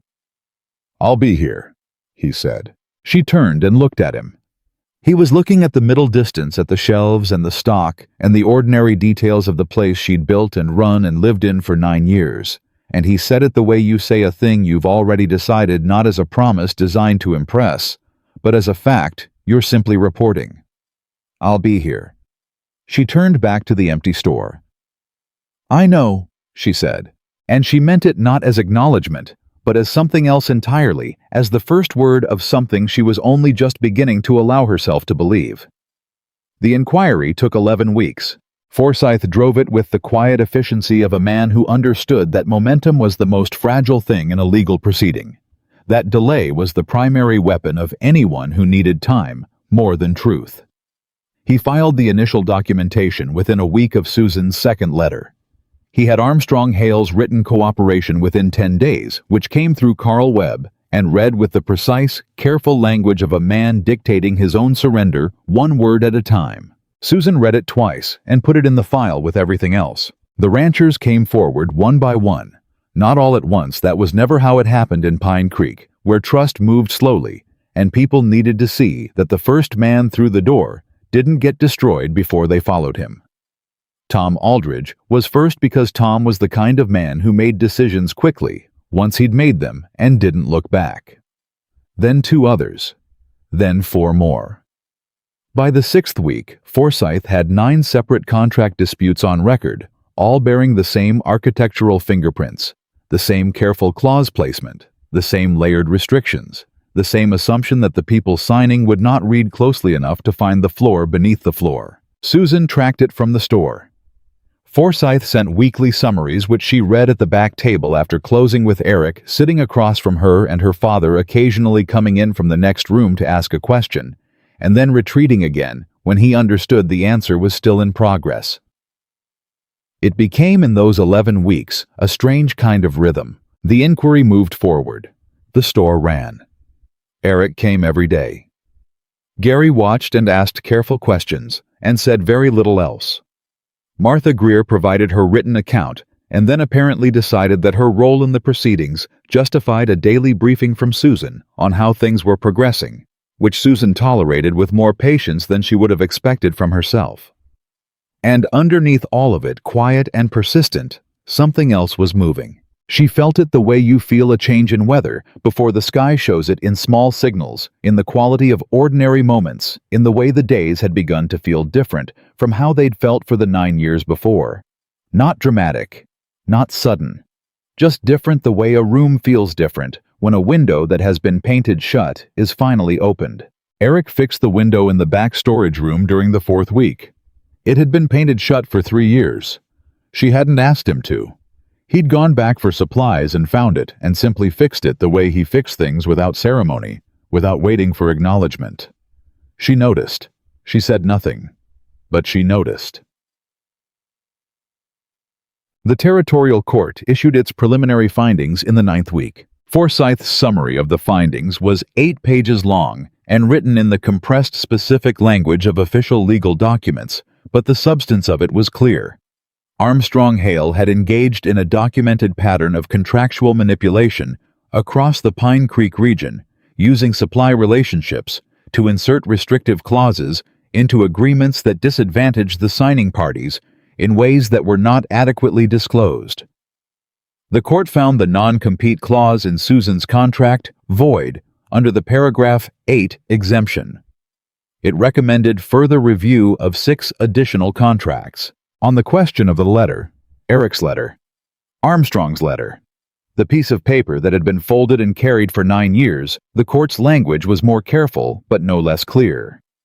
It described the conduct as constituting deliberate misrepresentation resulting in material harm to identified parties, and it referred the matter to a higher authority for determination of appropriate remedy. Susan read that section 3 times. Deliberate misrepresentation resulting in material harm. 9 years of her life summarized in 8 words of legal language. She was not sure whether that was diminishing or clarifying. She decided after a moment that it was both. She folded the summary. She put it in the file. She went back out to the front of the store and served the 3 customers waiting there. And when the last one left, she stood in the quiet and let herself feel the full weight of what those 8 words meant. It was real. It was documented. It existed now in the permanent record of a territorial court, and not just in her memory, and not just in Eric's memory, and not just in Armstrong Hale's careful, patient conscience. It was real. Eric came that evening, and she showed him the summary. He read it standing at the counter. He read it the way she'd read it twice through, with the particular stillness of someone absorbing something they've been waiting a long time to see. He set it down. He didn't say anything for a long moment. "It's not everything," she said. "It doesn't give us back the time." "No. And the higher authority review could take months more, or nothing could come of it." "I know. But it's—" She stopped, found the word. "It's real. It's in writing. It exists outside of us." He looked at her. "It's the first time," he said slowly, "that anyone outside this situation has looked at what happened and said, yes, that happened. That was real." He paused. "I didn't know how much I needed that until just now."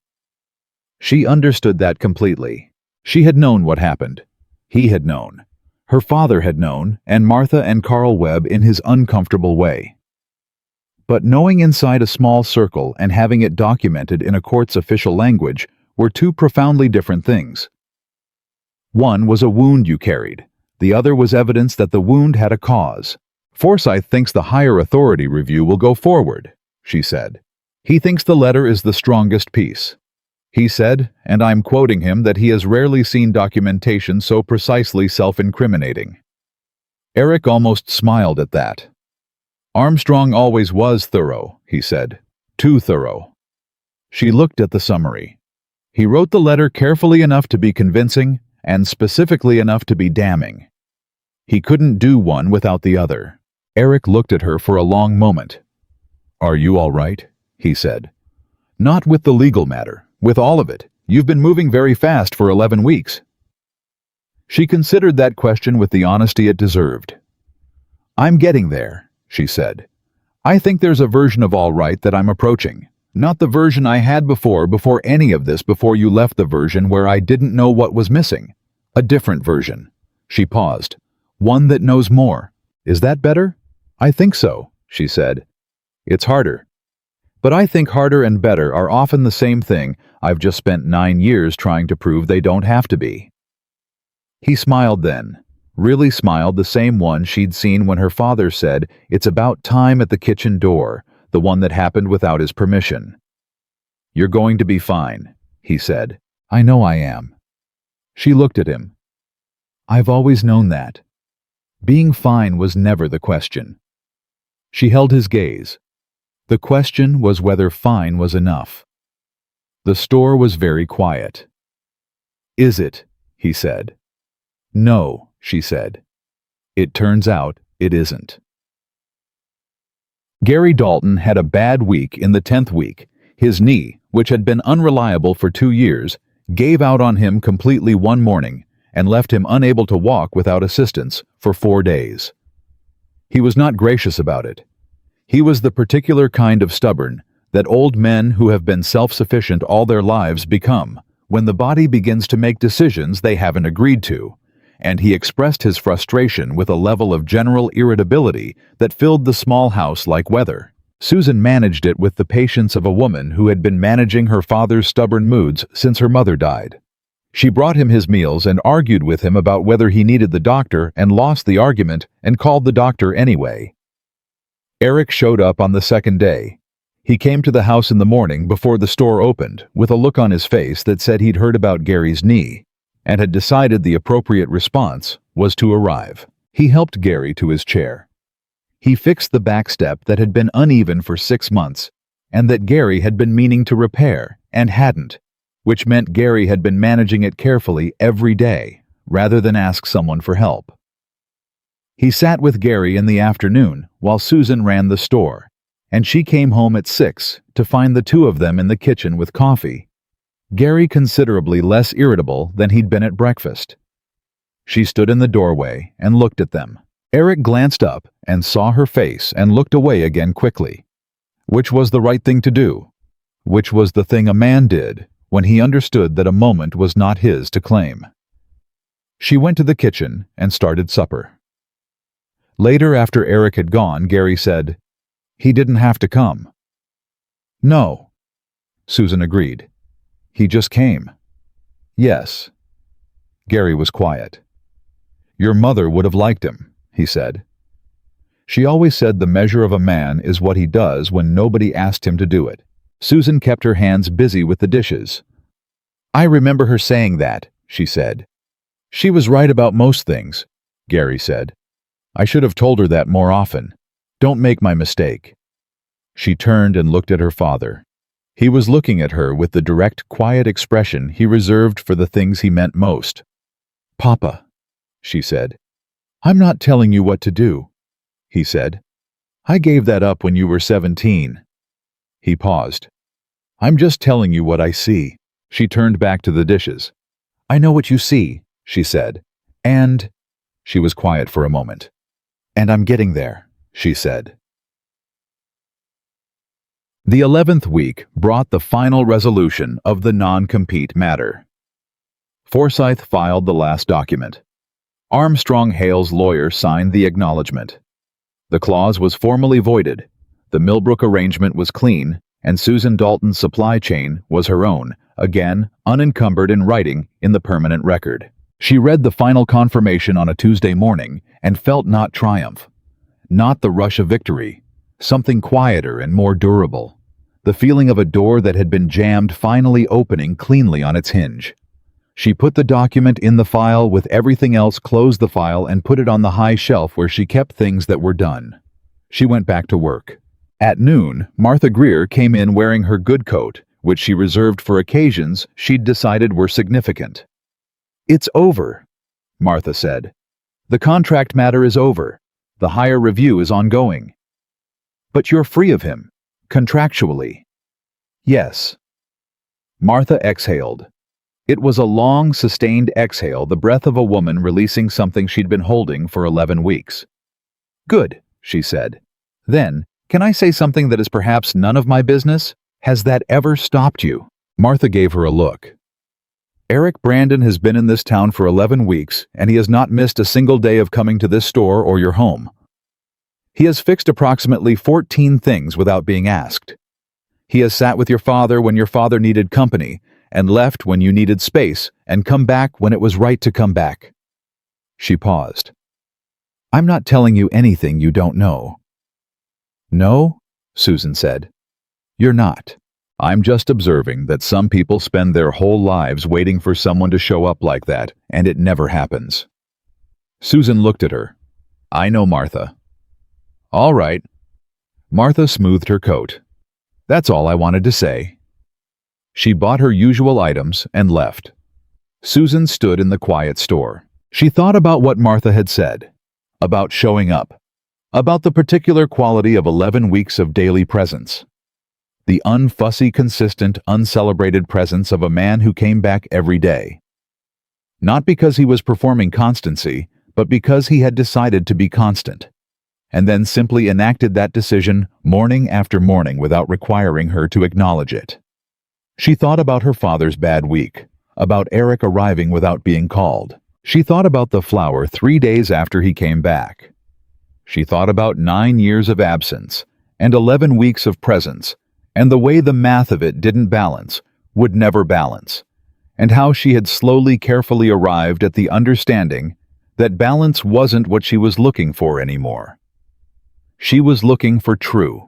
And Eric Brandon, with his quiet daily presence and his fixed shelves, and his willingness to sit with her father, and his refusal to push into the space she hadn't yet opened, Eric Brandon was the truest thing in her life. He always had been. She closed the store an hour early. He was at the Aldridge Ranch, but she knew he'd come to the store at 6 the way he always did. She went home, changed her dress, not formally, just into the green one she'd bought last spring, and worn twice the one that fit properly, and went back to the store and waited. He came at 6. He pushed through the door and saw her, and registered the closed sign and the fact that she was wearing the green dress, and he stopped just inside the door, with his hat in his hand, and looked at her. "You closed early," he said. "Yes." Is everything all right? Yes. She came from behind the counter. She came around to his side of it, the customer side, which meant she was standing in the same space he stood in, every day looking at the counter from the other direction for the first time in a long time. The contract matter is formally resolved. The document came this morning. I know. Forsyth sent a copy to me as well. He watched her. Is that why you closed early? No. She looked at him directly. I closed early because I've been arriving at something for 11 weeks, and I've finally arrived, and I didn't want to do this across a counter. He was very still. Do what? He said. Tell you that I trust you, she said.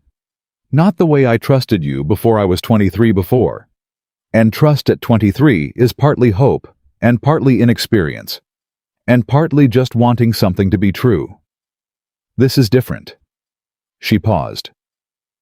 I trust you the way you trust something you've tested. Deliberately. Over time. Under real pressure. He held her gaze. I've watched you for 11 weeks, she said. Not the way Armstrong watched, the opposite of that. I watched you because I needed to know who you were now, not who you were when I was 23. And what I found is that you're more than I remembered. Not louder, more. She stopped. Started again. You showed up for my father when he needed it. You fixed things without turning it into a statement. You stood next to me in the store that night and didn't reach for anything. You knew without being told exactly how much space I needed, and you gave it. She looked at him. That's not something you perform. That's something you are. Eric said nothing. His jaw was tight in the way it got when he was holding something in. I'm not asking you to start over, she said. I'm not asking you to pretend 9 years didn't happen, or that we're 23 again. I'm asking you to build forward from here, from what we actually are now. She paused. If you want that. He took one step toward her. Susan, he said. And his voice had the quality of her name, that it had always had the particular quality she had not heard for 9 years, and had told herself she'd forgotten, and had never actually forgotten at all. I want that, he said. I've wanted it since the stable. I've been waiting for you to be ready. I'm ready, she said. He reached out and took her hand, not dramatically quietly the way he did most things, his hand around hers warm and certain. She looked down at their joined hands. She thought about the girl who had stood in this store 9 years ago, watching the door waiting for an explanation that never came. She thought about the woman who had built a life around silence and called it strength, and believed most days that she was right. She thought about Armstrong Hale and the letter and the 9 years of careful waiting that had collapsed into an 11th week of documentation and a high shelf where things that were done got put away. She thought about her father saying, "Don't make my mistake," about her mother saying the measure of a man is what he does when nobody asked him to do it. She tightened her hand around Eric's. Come for supper, she said. Papa will want to know it's resolved. The contract, he said. She looked up at him. All of it, she said. He smiled. That smile. They walked out of the store together, and she locked the door behind them without looking back, and the evening was cool, and the street was quiet, and Pine Creek moved around them at its ordinary unhurried pace, entirely unaware that anything had shifted. But everything had. Gary Dalton looked up from his chair when they came through the door, and he looked at their faces, first Susan's, then Eric's, then their hands, which were no longer joined, but had been, which was visible to a father who had been watching his daughter's hands for 40 years, and knew exactly what they looked like when she'd allowed herself to hold on to something. He looked at Eric. You staying for supper? He said. If that's all right, Eric said. It's been all right for 11 weeks, Gary said. I was just waiting for the two of you to catch up. Susan made supper. Eric sat at the table with her father, and they talked, really talked the way they hadn't yet, with the ease of two people who had stopped being careful around each other.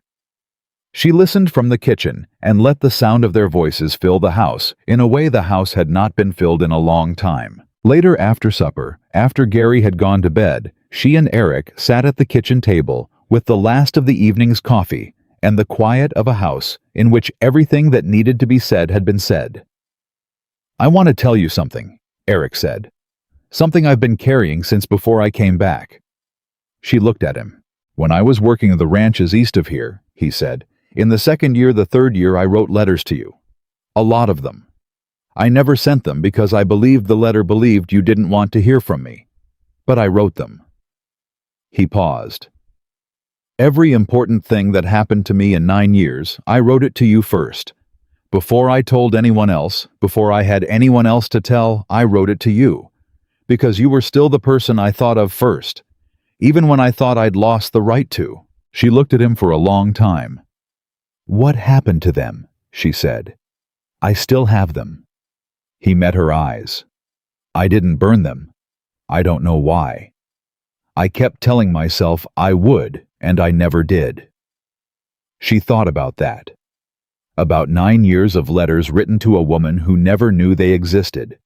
About the particular loneliness of writing to someone you believed you'd lost.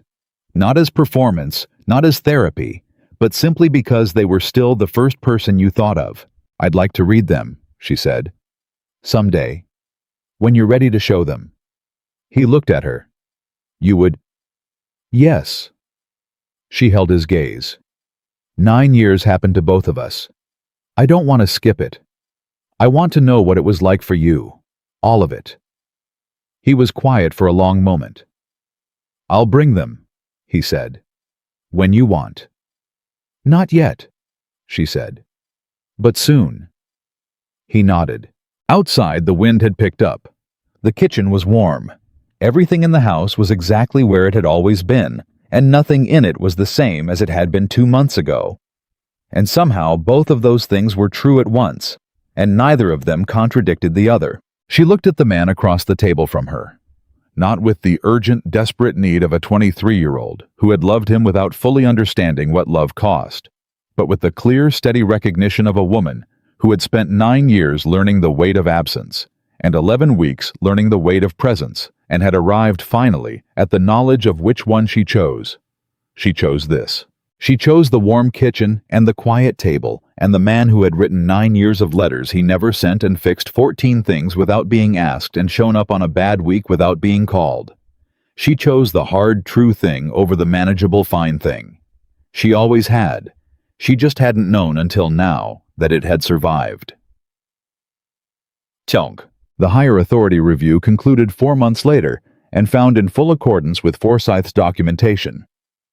Armstrong Hale accepted the findings without appeal. He closed his Pine Creek office by the end of the year and relocated quietly to a territory 200 miles east. No one in Pine Creek marked his departure with much ceremony. His name came up occasionally for a while, the way the names of difficult seasons come up as reference, as measurement, as the thing you look back at to understand how far you've come. Eric worked the Aldridge Ranch through the fall and into the winter, and in the spring, Tom Aldridge offered him a permanent position with a stake in the grazing operation, which Eric accepted with the handshake of a man who had finally found solid ground under his feet. Gary Dalton's knee improved enough that he stopped being irritable about it, which Susan considered a full recovery. Martha Greer told the story of what she'd heard on the post office steps approximately 200 times over the following year, with increasing dramatic detail each time, and Susan had long since accepted that this was Martha's right and possibly her destiny. And on an evening in early spring, when the store was closed and the street outside was quiet, Eric Brandon stood in the place where he had stood every day for months and asked Susan Dalton if she would consider being his wife. He asked it simply, without speeches, without staging. He just asked. She didn't answer immediately. She stood across from him, in her own store, in the space she had built and run and defended. And she thought about everything that had led to this moment, the 9 years, and the letter, and the confrontation, and the inquiry, and the 11 weeks of daily presence, and the long, slow, careful work of learning to trust what was true. She thought about her mother, and her father's voice saying, "Don't make my mistake." She thought about the woman she had been at 23 and the woman she was now, and the distance between them measured not in years, but in everything the years had contained. She looked at Eric. "Yes," she said. One word. The same word she'd been building toward for 11 weeks. The same word that once spoken carried the full weight of everything that had survived the love that had lived through 9 years of silence, and one deliberate lie, and one woman's slow, determined refusal to let grief be the end of her story. Just yes. And it was enough to rebuild everything on. That was the truth of it. Not the court documents or the paragraph 8 exemption or even the letter finally put away in a box where things that were done were kept. The truth of it was a woman who had loved a man in silence for 9 years, and a man who had written 9 years of letters to that same woman and never sent them, and a single evening in a kitchen in Pine Creek, Colorado, when they stopped being careful and started being honest. And from that honesty, they built the life that had always been theirs to build.